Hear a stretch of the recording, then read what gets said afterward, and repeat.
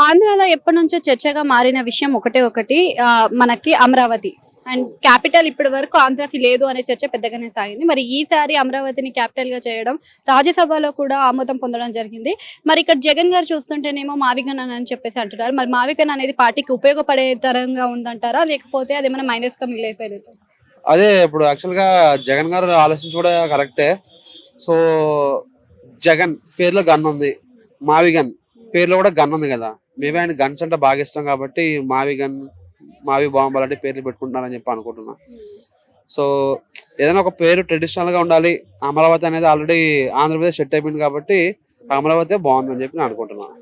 అంటే ఇప్పుడు లోకేష్ గారు ఇంకొకటి కూడా అంటున్నారు కదా, మావి గన్ అని అంటే ఈ గన్ అంటేనేమో గన్న రాజకీయాలు, వి అంటేనేమో విధ్వంసం అని చెప్పేసి. అవును. మరి ఇలాంటివన్నిటిని కూడా అనడం ఎంతవరకు కరెక్ట్ అంటారు? మావి గన్ అనే దానికి కూడా ఎక్స్ప్లెనేషన్ ఇచ్చారు కదా జగన్ గారు ఆల్రెడీ. అవును. అదే చెప్తున్నానా పేరు ఏదైనా కొంచెం సూటబుల్‌గా ఉండి కొంచెం వినడానికి బావుంటే గనక అందరూ కూడా ప్రశంసించి టపట్లు కొట్టి చిటికలేస్తారు.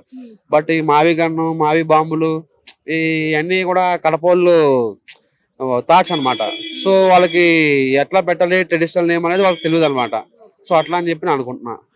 అంటే ఇప్పుడు మనం చూస్తున్నాము రాజధాని గురించి అని చెప్పేసి. మరి గతంలో 3 రాజధానులు అని చెప్పేసి ముందుగానే చెప్పడం జరిగింది కదా! మరి 3 రాజధానులు మేలంటారా? మరి ఒక రాజధానితోటే ఉండిపోవాలా? సింహం ఎప్పుడు సింగిల్‌గా ఉంటది కాబట్టి ఒక రాజధానే బెటరు. ఏదైనా 3 అనే నంబర్ చూస్తే ముక్కలైపోతాయని చెప్పి అంటారు కాబట్టి ఈ 3 రాజధానులు అని చెప్పి పెట్టారు. సో, అది ముక్కలైపోయింది. సో, ఒక రాజధాని అనేదే ముద్దు. 3 రాజధానులు అనేది వద్దు.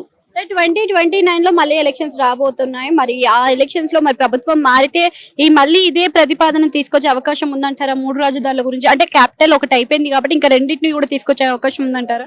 ఏమంటే చంద్రబాబు నాయుడు గారు చాలా పకడ్బందీగా ఆయన పిల్లర్ వేశారు. అమరావతి అనే పిల్లరు. దాన్ని టచ్ కూడా చేయలేదని చెప్పి ఒక కేజీఎఫ్ లో ఎలివేషన్ ఇచ్చినట్టు చెప్పిండు అనమాట ఆయన. సో, అమరావతిని టచ్ కూడా చేయలేదు. జగన్ ఒకరు కాదు 100 జగన్లు వచ్చినా కూడా అమరావతిని టచ్ కూడా చేయలేరు.